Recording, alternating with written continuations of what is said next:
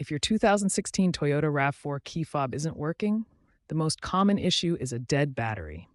The key fob uses a CR232 battery that needs replacement. Start by replacing the CR232 battery. This coin cell battery powers the key fob's transmitter. When inserting the new battery, ensure correct polarity to prevent corrosion. The positive side should face up, and the battery must sit flush in the compartment. If replacing the battery doesn't solve the problem, consider environmental factors or interference from wireless devices, especially in urban areas. Recent regulations have tightened controls on key fob frequencies to minimize such interference. Try moving to a different location to rule out signal issues before attempting more complex solutions. If a new battery doesn't fix the key fob problem, you might need to reset or relearn the key fob. A basic reset involves cycling the ignition. Turn the key to the on position, wait a few seconds, then turn it off.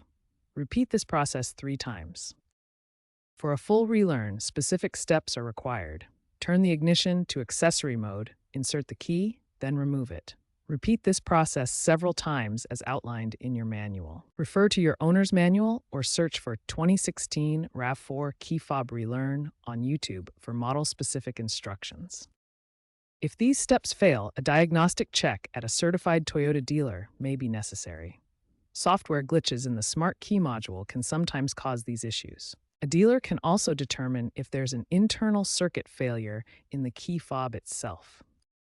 For professional service, visit a certified Toyota dealer to ensure proper diagnosis and repair.